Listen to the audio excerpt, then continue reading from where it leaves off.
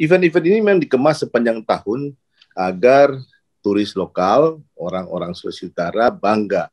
Kemudian yang sekitarnya, Sulawesi, dan lain-lain semuanya bisa berdatangan. Kan kita udah punya connectivity ya, pesawatnya banyak, Pak Gubernur itu hebat, orang selalu bangga ya, karena beliau itu punya koneksi, bisa membuat konektivitas yang baik untuk Sulawesi Utara.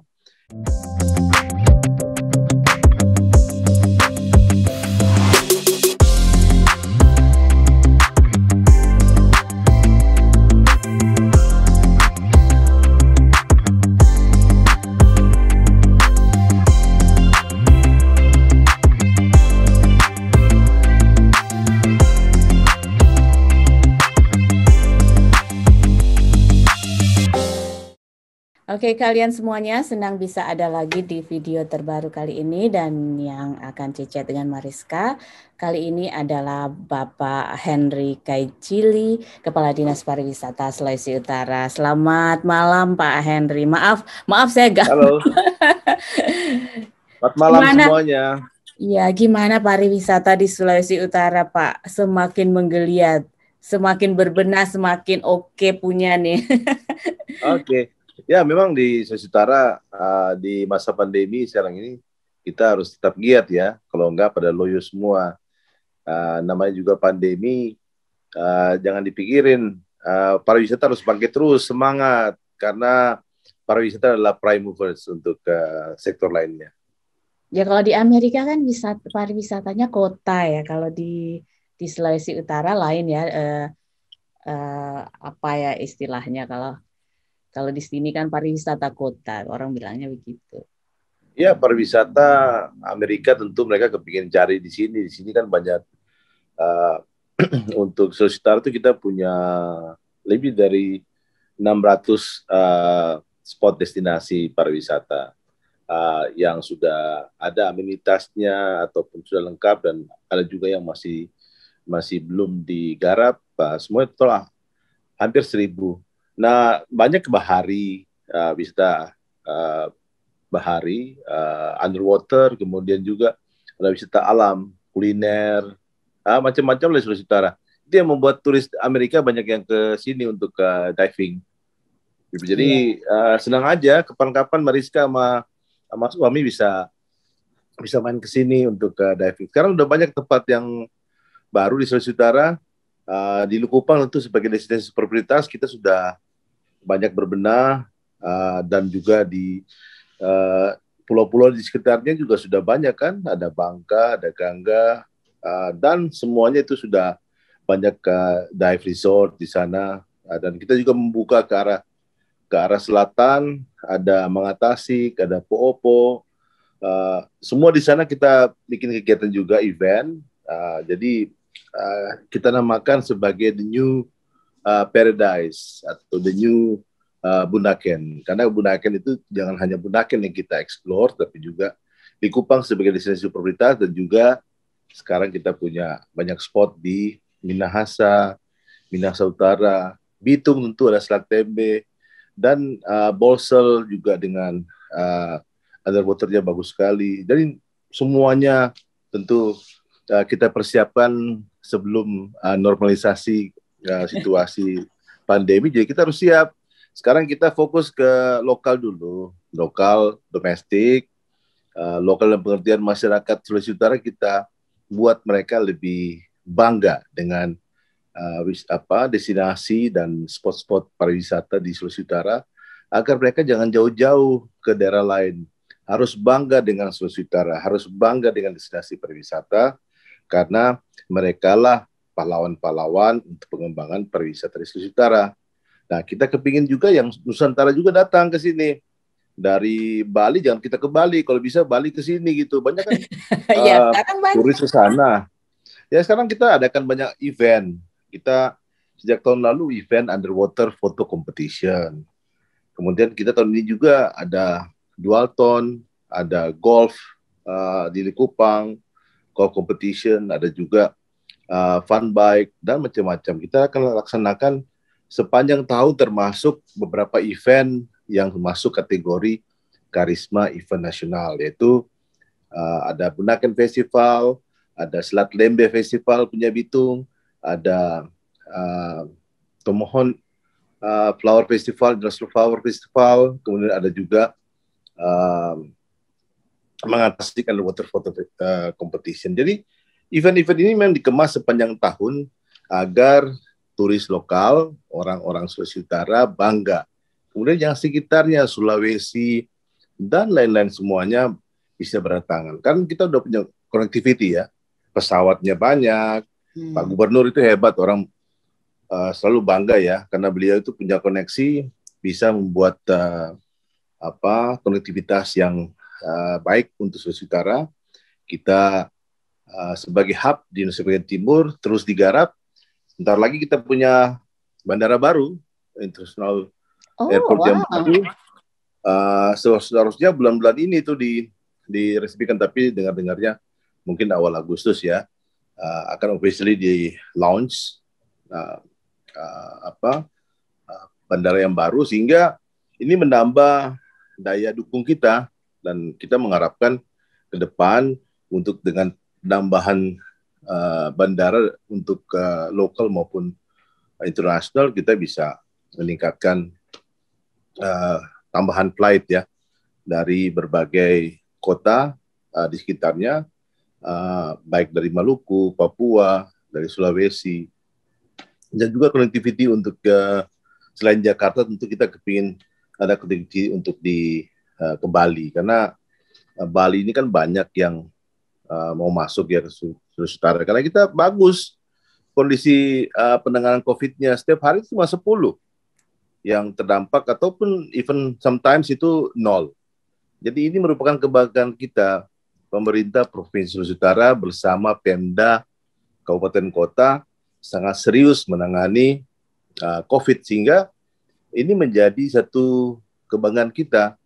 Sekarang banyak event dilaksanakan, pertemuan, fokus group discussion, berbagai macam event dalam skala kecil dilaksanakan oleh orang-orang Jakarta, berbagai kementerian, berbagai pihak swasta melaksanakan pertemuan di Sulawesi Utara, karena mereka menganggap itu kita daerah sini aman dan kita tetap bisa menjaga semuanya dengan baik. Nah, tentu ini bagaimana upaya Pak Gubernur, Pak Wakil Gubernur dalam menggerakkan semua sektor. Saya lihat di sosial media banyak sekali aktivitas, dan ada beberapa teman bilang di Sulawesi Utara itu lain, beda sama yang lain, karena katanya kalau di tempat lain harus disuruh-suruh untuk vaksin. Kalau di Sulawesi Utara kata orang sendiri katanya yang berinisiatif mencari di mana tempat bisa ada vaksin. Ya jadi ya masyarakatnya sadar gitu, mau datang. Ya, masyarakat sadar, tentu itu dimulai dari pemerintah. Pak Gubernur menjamin dan Wakil Gubernur dalam hal ini sejak awal tahun lalu, sejak pandemi itu kita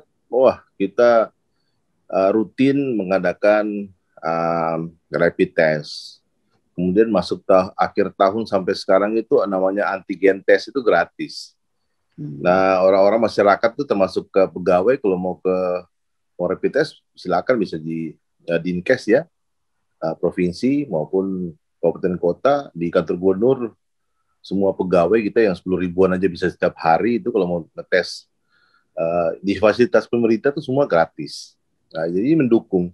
Jadi kalau rapid antigen udah ketahuan dia ini positif, tidak beraktivitas. Jadi masyarakat itu harus dibuat happy, harus dibuat tidak stres, karena pariwisata itu adalah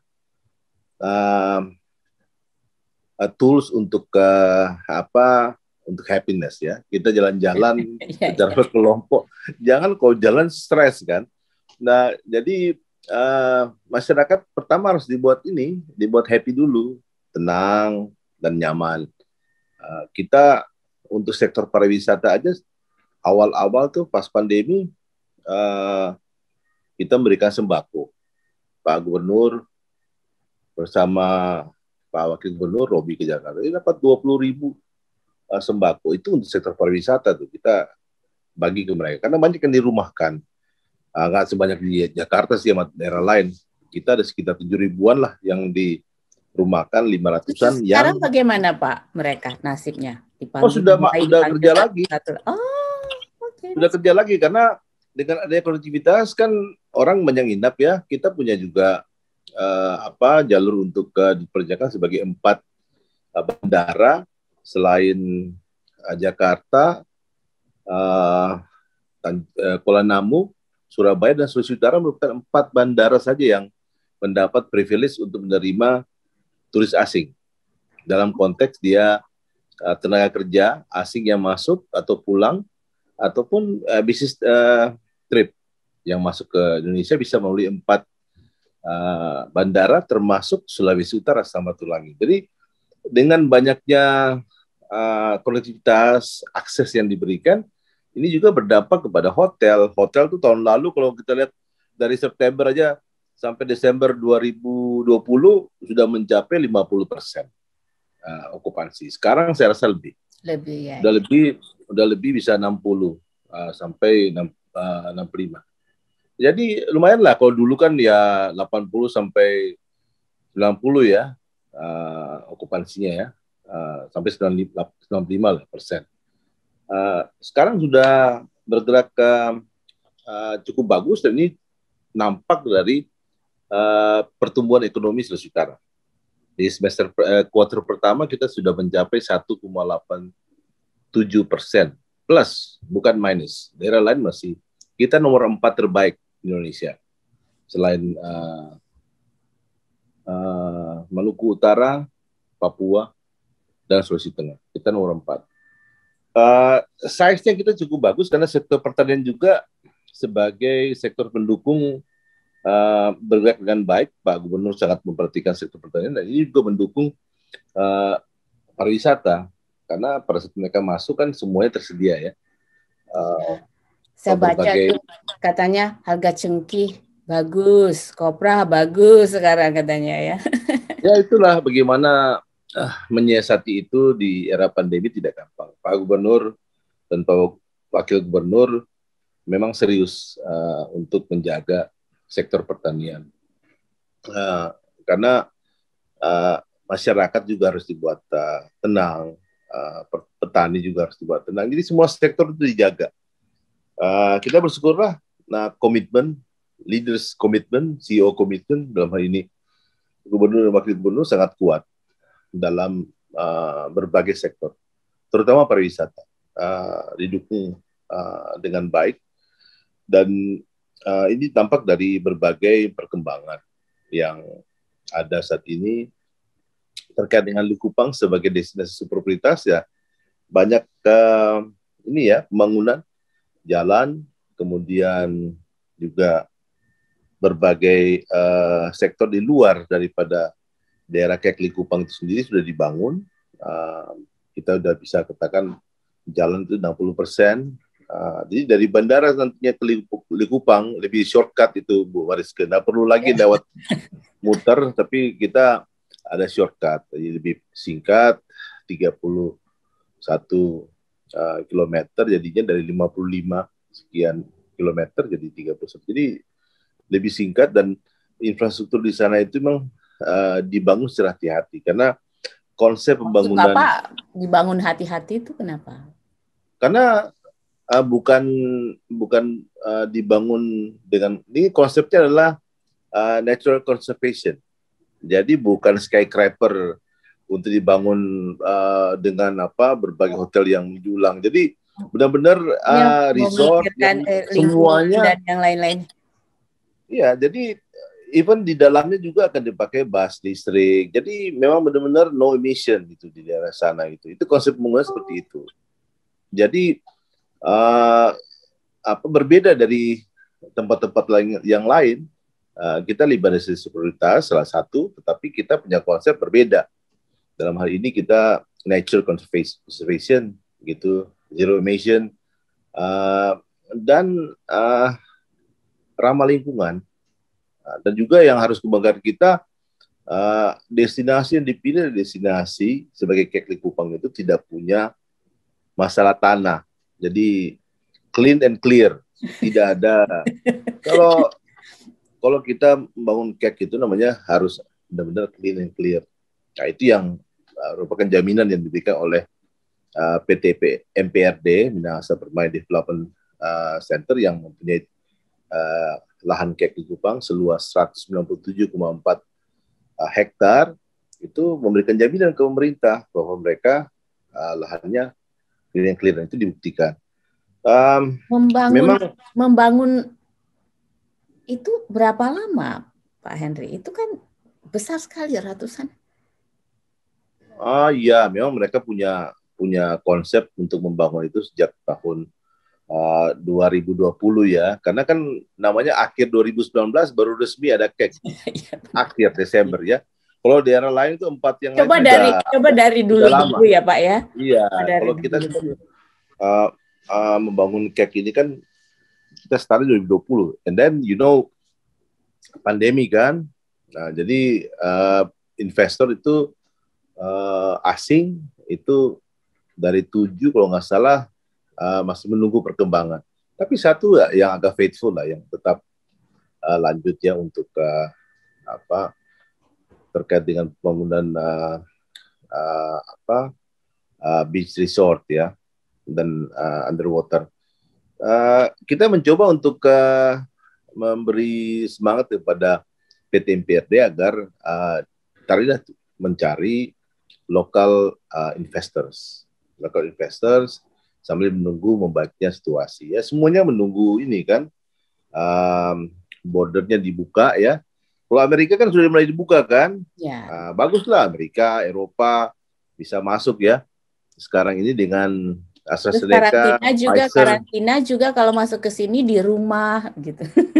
Oh iya, iya. Tidak harus, kalau di Indonesia mesti tinggal di hotel kan. Ya, kalau di Indonesia kan ya namanya kan kalau di rumah ya sudah, itu kan 5 hari beda. Kalau ke negara lain kan lebih lama ya, 14 hari ya. Indonesia hanya 5 hari, dan saya rasa itu policy yang paling soft juga ya, dibandingkan negara lain. Singapura aja 21 hari, Bu Mariska. Jadi lebih lama di hotel, dan kita lebih cenderung untuk melihat perkembangan yang ada ya. Kalau Amerika kan sama Eropa sudah membuka pintu untuk turis dengan catatan mempunyai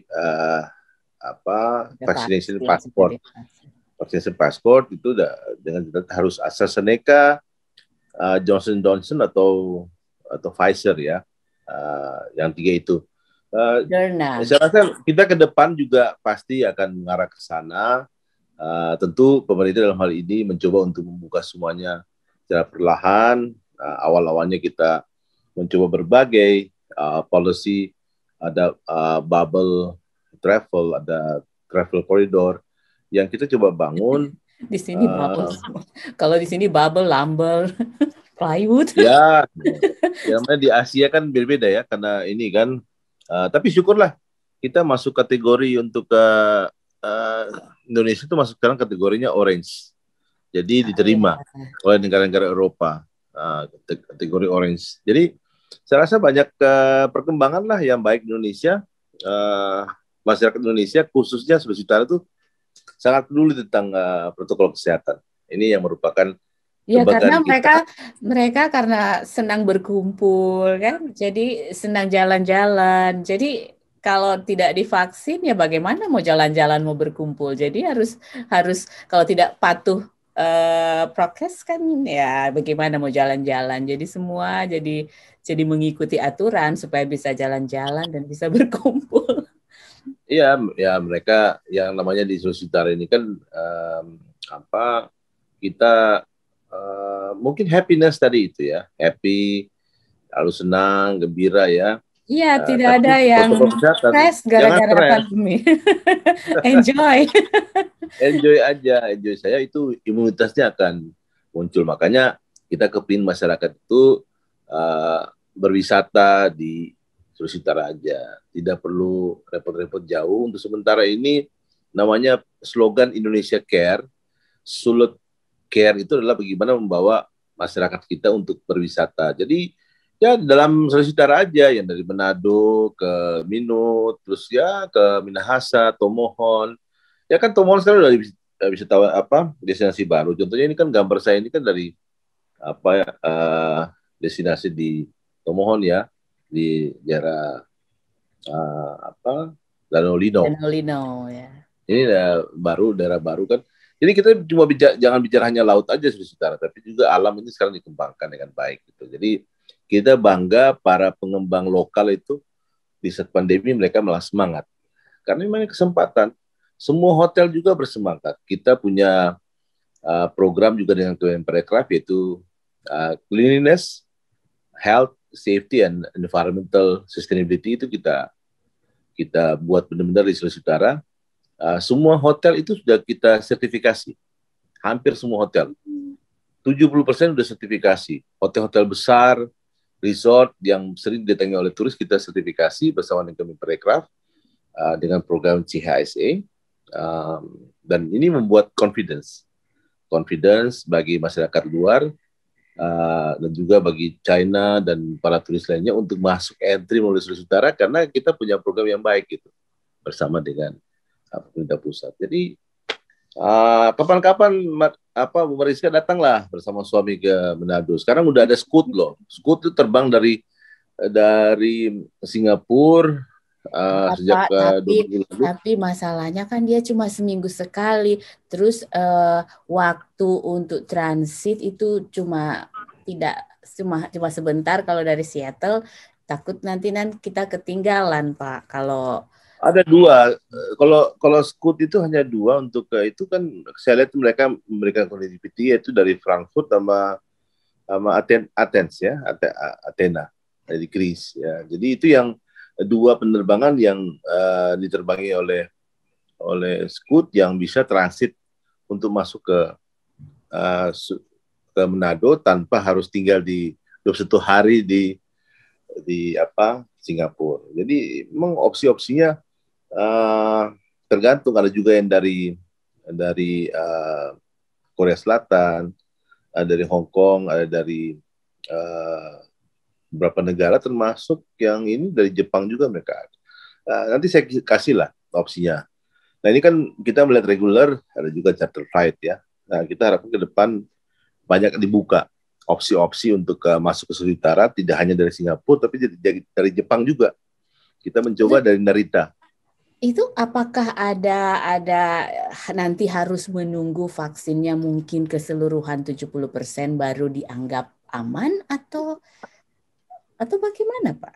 Kenapa masih di? Saya rasa yang menilai adalah masyarakat luar. Ya, karena dari angka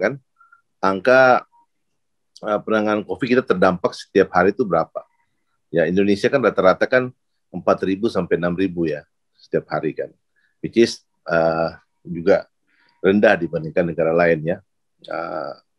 Kita Sulawesi Utara paling rendah kan, salah satu yang paling rendah. Kita udah masuk grup orange. Bukan, kita tidak ada lagi, hampir semua udah kuning dan hijau warnanya. Jadi sudah bagus. Tapi itulah WHO itu melihat bahwa Indonesia ini, luarnya melihat Indonesia adalah sudah masuk kategori orange, tidak merah lagi. Ya kan? Jadi ini cukup bagus buat kita. Program juga berjalan dengan lancar. Sulawesi Utara saya rasa dalam minggu-minggu depan ini sudah akan dituntaskan ya vaksinasi ya untuk masyarakat. Tapi vaksinasi kemudian berbagai upaya dilakukan oleh pemerintah tidak akan cukup kalau masyarakat itu tidak disiplin. Jadi memang di semua acara, di semua event itu kita batasi. Jadi ya tetaplah menggunakan pedoman ya pedoman-pedoman yang dipakai oleh pemerintah pusat yang telah digariskan. Sehingga contohnya event itu kalau dia tampungnya 200 kita kurangi menjadi 100 ya, 50% kita kurangi. Tapi ya justru membawa berkah juga bagi orang yang punya banyak event di outdoor ya, punya banyak venue di outdoor. Sekarang banyak orang ini loh, tunangan, banyak wedding ya, kawin ya, banyak yang di luar yang ini karena lebih sedikit ya.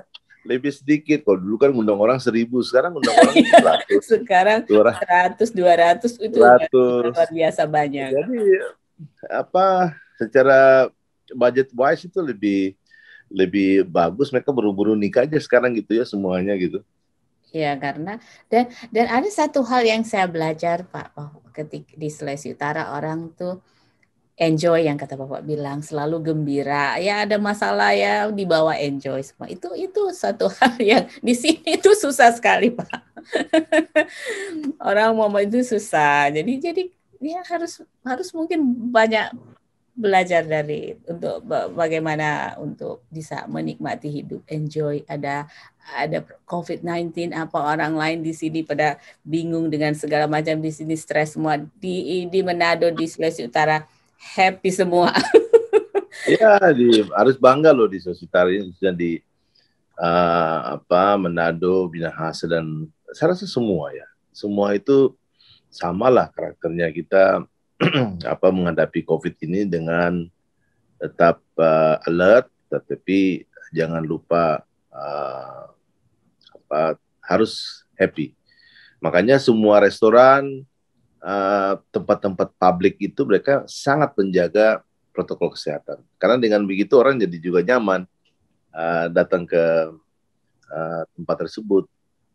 Pak Gubernur, Wakil Gubernur, Wali Kota dan Bupati, nah itu kan semuanya melaksanakan perintah dari pusat.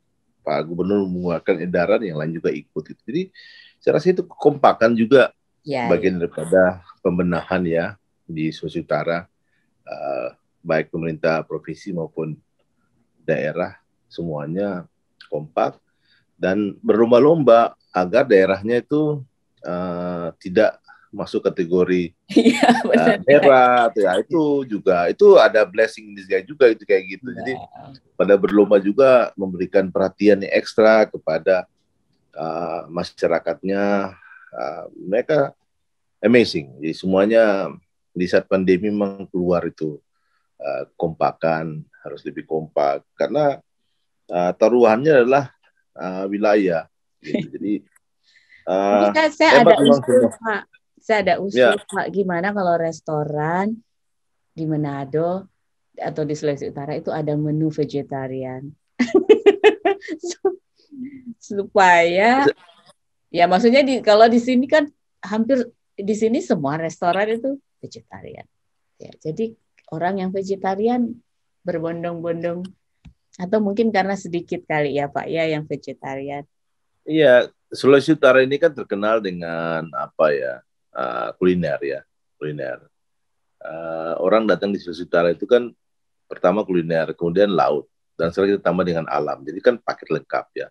Kalau namanya vegetarian itu dia memang harus kita bangun karena komunitasnya yang harus ada. Di mana ada komunitas vegetarian, pasti ada restoran. Nah ini yang kita harus bangun komunitasnya.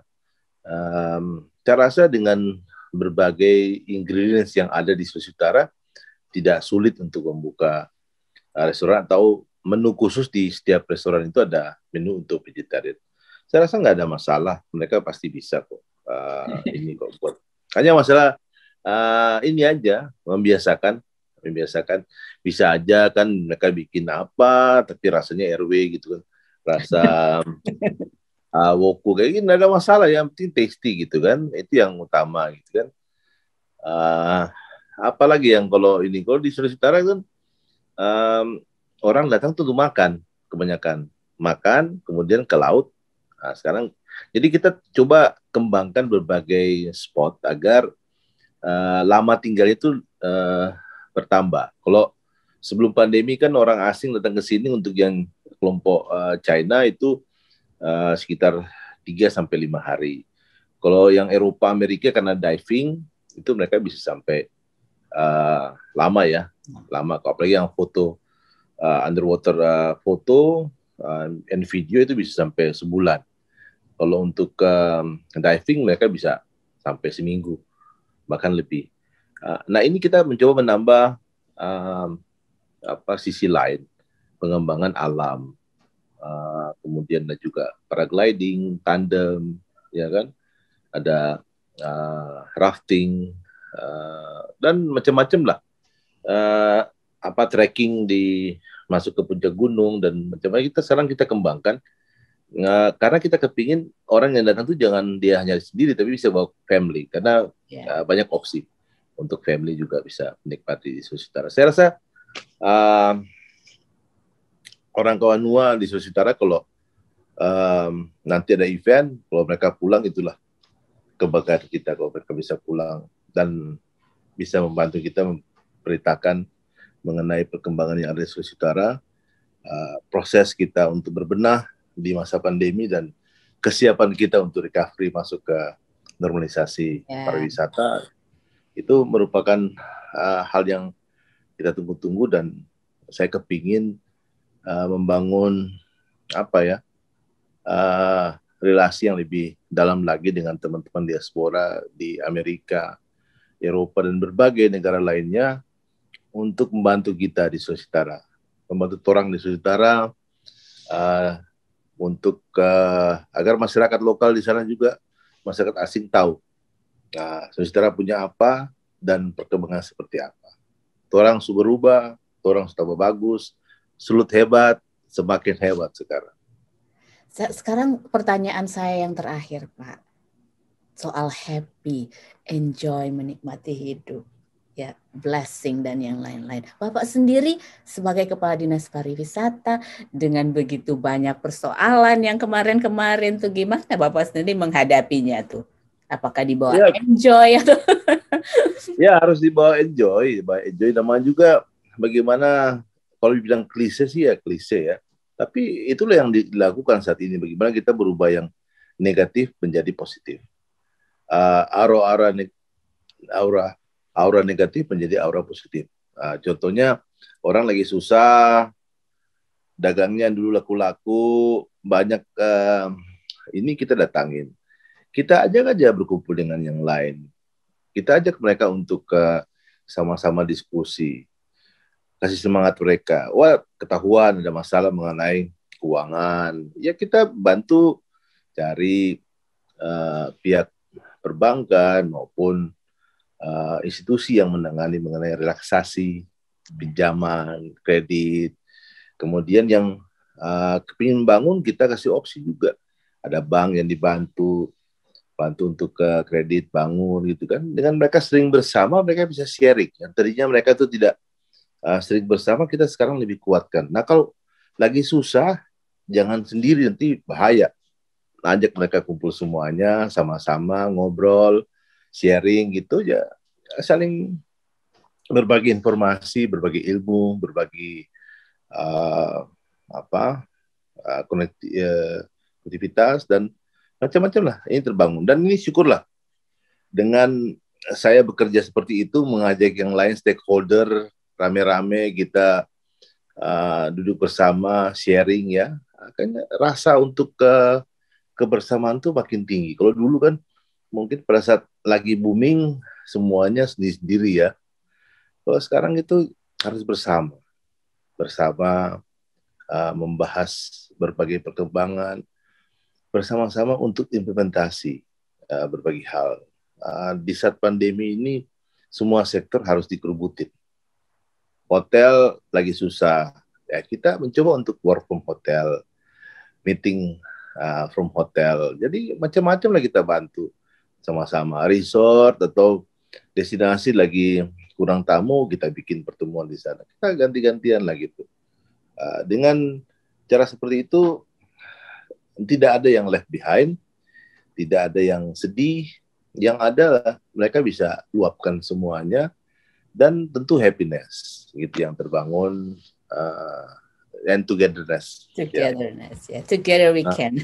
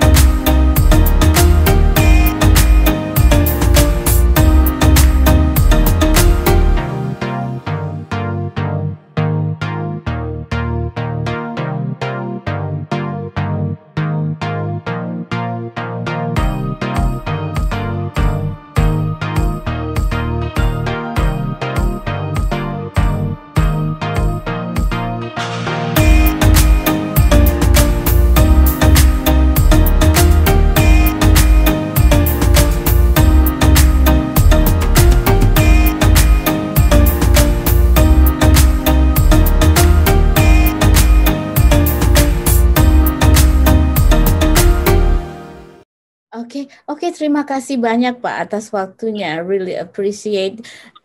Semoga semua bisa berjalan lancar ya, semua bisa divaksin dan semua bisa bergerak seperti dulu lagi balik dan apa ya istilahnya dia yang apa tuh yang naik sekarang bukan lagi COVID-nya tapi naik itu ya pendapatan daerahnya, turisnya dan sebagainya. Ya, semuanya pasti mengarah ke situ. Kita tentu berdoa kepada Yang Maha Kuasa ya agar apa yang kita lakukan selalu mendapat His bless ya, agar COVID ini dapat cepat berlalu lah dari dunia dan juga termasuk Indonesia dan Sulawesi Utara. Kita kepingin ini adalah introspeksi kita bahwa semuanya harus dibenahi dengan baik. Dengan begini, dengan adanya pandemi kita makin bersih tanpa kita sadari. Makin bersih. Ada hal pelajaran besar yang diambil dari apa yang terjadi. Makin bersih dan saya rasa ambil aja positifnya, negatifnya kita simpan dulu. Di saat pandemi ini tentu kita butuh happiness, kita butuh togetherness, dan kita butuh spirit untuk tetap semangat dengan berbenah, dengan banyak melakukan hal-hal positif, kita bisa memajukan pariwisata di Sulawesi Utara. Tidak semua orang akan happy, tidak semua orang akan senang, tapi at least majority happy, mereka recover, mereka baik, ya itu akan mendorong yang lain yang masih pesimis untuk ayo come on, bangkit, jangan tidur terus, jangan saya rasa itu nampak di Sulawesi Utara. Beda loh ke Sulawesi Utara sekarang ini, ke Manado dan sekitarnya dengan pergi ke Bali dan lain-lain. Sepi di sana. Di Sulawesi Utara seperti nggak ada COVID. Ya itu ya saya dengar dari beberapa teman dan saudara juga di sini, dari suami sangat ingin ke sana. Jadi karena mendengar cerita-cerita ya. Ya, sangat ingin ke sana. Tapi ya nunggu semua aman, borders dibuka dan ya kita sama-sama berdoa supaya semua bisa kembali seperti semula, Pak. Ya, saya tetap mendukung Bu Mariska bersama suami.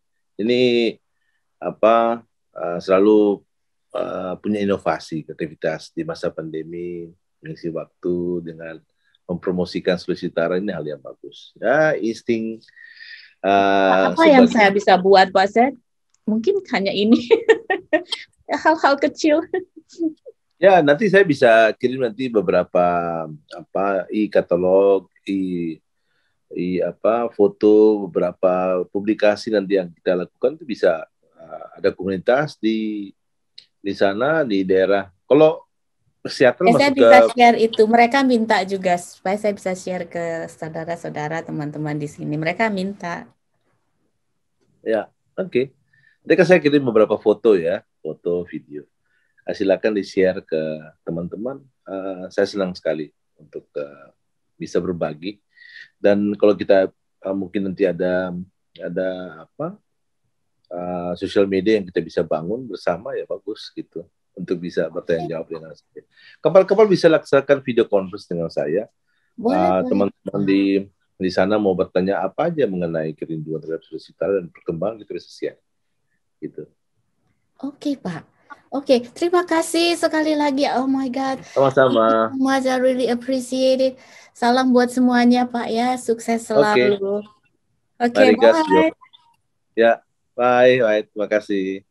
Oke, itu dia tadi Cicet Mariska bersama Kepala Dinas Pariwisata Sulawesi Utara, Bapak Henry Kaicili. Dan seperti biasa di akhir video ada tips dari Marty Lyons. Ini dia. Hello and welcome back to another tip from Marty. Today's topic was about trying to make the best of what might not be such a great situation. No big surprise, the world economy has really been tremendously affected by the coronavirus, often and not in a very good way. And in this particular case, the person in the interview is so focused on saying, how can we make the best of the situation that's in front of us? Because we can't change where we are. And it's pretty interesting how some people take that positive approach to seeing what the problem is. We can say their glass is half empty or half full, but either way, it's like, well, it's halfway there. You could fill it up with more stuff and really kind of fill it up with some optimism. So here's a good example, I think, that helps illustrate this. As we go through life, we all have let's say our challenges or things that we could try and work on to get better. But a lot of people say, well, we all have problems. So let's just use that term. So if we all have our problems that we're focused on, then we're just focused on our problems. But if we say, you know, I have a goal and it's up here and this is what I want to do, I'm going to start focusing on that goal. And I'm going to think about that goal and fill my mind with just that goal. So that's what I'm really working toward. While I'm trying to achieve that goal, I'm still going to have all those problems. They're all still going to be there, except I'm not dwelling only on the problems.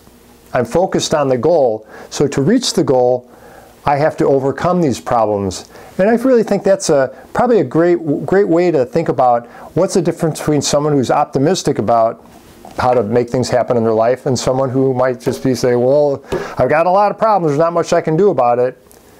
We all have 24 hours in every day, and a lot of us face a lot of the same problems, some far worse than others. And it's interesting that sometimes the people who've had to really, really work hard to persevere through the problems that they have are the most successful. There's no surprise there. That's because they keep their eye on the goal or the vision, and they focus on that, and they solve the problems as they climb that ladder and get up to their vision. But that's how they become successful. And it's a really positive way of looking at things in life. So when you get lemons, make lemonade. Or as Winston Churchill said too, he said, when you're going through hell, keep going. So there's your tip for the day. Think positive, work toward your goals, you'll solve your problems on the way, and you will have better outcomes. If you haven't subscribed, please hit one of these buttons down here. We hope you're enjoying the show. We have a lot of fun doing this, and we'll see you next time. Bye-bye.